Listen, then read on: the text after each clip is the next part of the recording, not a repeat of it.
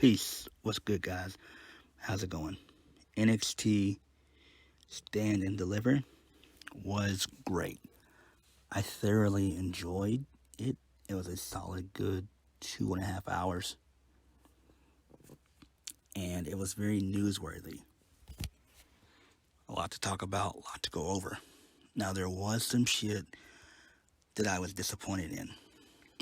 That being them adding Toxic Attraction, one of their top acts that they're pushing, on the pre-show in a tag team match.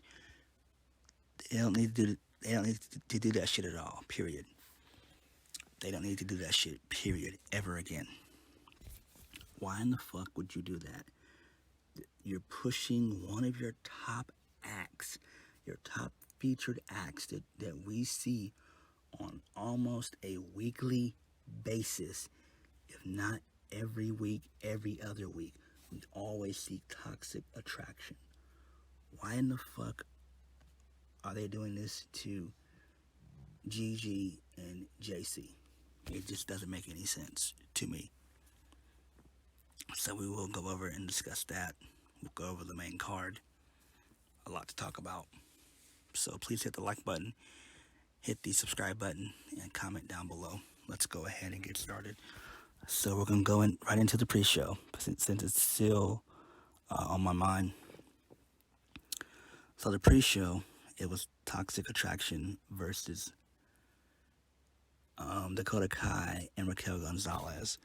Dakota Kai and Raquel Gonzalez, they win via the Chico Bomb, and they get the 3. So they are the new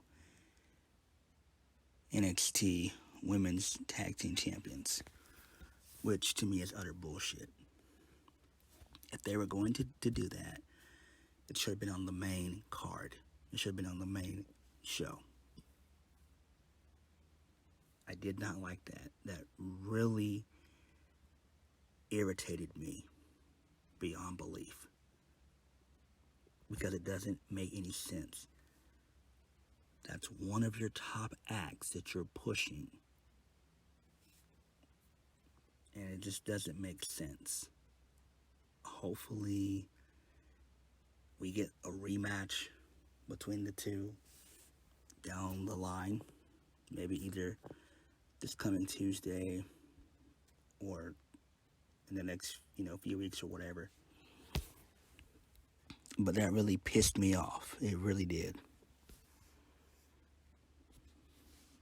So moving on, we get into the main show. We kick the main show off with the ladder match, the 5-person ladder match featuring Cameron Grimes, Carmelo Hayes, Solo Sikoa, Grayson Waller, and my boy Santos Escobar for the NXT North American Championship. This match was decent. I thoroughly enjoyed this match. Crazy spots everywhere. Raquel Gonzalez, she got involved. My bad. Electra Lopez, she got involved. Sangin, who's Grayson Waller's heavy, he got involved. Trick Williams did some crazy shit as well. Grayson Waller damn near broke his fucking shoulder when he tried to do his elbow drop onto Carmelo Hayes, who moved out the way. He broke the ladder in half. That was some scary shit. Hopefully he's okay. I'm a huge Grayson Waller fan. I'm a huge fan of his work. I love his character. Really good shit. But in the end, Cameron Grimes wins via the cave-in onto a ladder. And he climbs the ladder and retrieves the NXT Championship. The NXT North American Championship. So he's now the North American Champion. I'm happy for him. I'm ecstatic for him. I know his father is elated. He's looking down, smiling ear to ear. And Cameron Grimes got his feel-good moment. He told the perfect story, and it was great. It was great. And I'm glad that he won, because now this makes it better for him, because you got so many heels on that brand. You've got, Carmelo Hayes, you've got Escobar, you've got Waller, obviously Joe Gacy, Harland, and others like that. So there's stuff that you can do there. And then later on in the show, he cut a promo, saying that he was happy and excited that, he was able to capture his first championship, and that he wishes that his dad was here. And he knows that his dad told him that he was going to be a superstar, a WWE superstar. But now he's officially a WWE champion. So that was a really good promo. Moving on, I get that a 4 out of 5. Moving on, Tony D'Angelo versus Tomasso Ciampa. This was fucking good as well. These two work well together. So Tony, he hit his signature move earlier, a little early in the match. It was a long 2 count. Tommaso Ciampa came back with some fury. He hit, Willow's bell, and then he hit the fairy tale ending. And just as I thought it was going to be over, D'Angelo kicks out. And then they remove the padding. And so D'Angelo hits a DDT on the outside, takes out Ciampa, and does a big boot to the head for the 1, 2, 3. And I gave that match a 4 out of 5. Post-match, Tommaso Ciampa, he waves goodbye to the crowd. Out comes Triple H. He gets a monumental pop. And the two embrace. And, Ciampa just waves goodbye. So this is great. He's obviously going to the main roster, preferably SmackDown. Anybody they can get.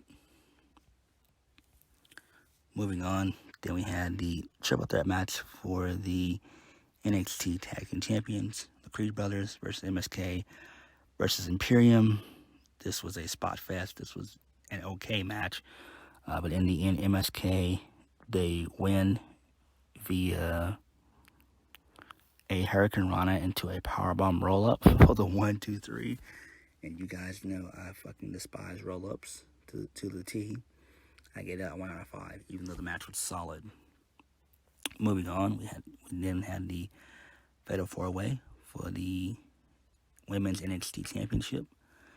Cora Jade versus Kaylee Ray versus Yoshirai versus Manny Rose. Manny Rose wins via running knee to Shirai for the 3. I get that a 3 out of 5. So I know people are mad that Mandy is still champion. Look, the reason why Mandy is there is because Toxic Attraction, they boost ratings. The ratings show it. We know in due time Cora Jade will be the new women's champion in due time. I do believe that that all of Toxic Attraction will be caught up around SummerSlam. So probably if they do another special or event, or whatever you want to call it, around SummerSlam, then they'll be caught up then, because the women's division is still working itself out. So, we've got Nakia Lyons, we've got Cora Jade, we've got Lacey Lash and others. So you've got star power there. But I know that we're gonna have Toxic on the main roster, and in due time probably Io Shirai. Io Shirai is destined for a call up, like any moment. Then we had Gunther versus LA Knight. Gunther utterly destroyed LA Knight. Like, utterly destroyed him. Like, beat the fuck out of him. LA Knight got some offense in, but it was to no avail. And then Gunther wins via the powerbomb I get it at 3 out of 5.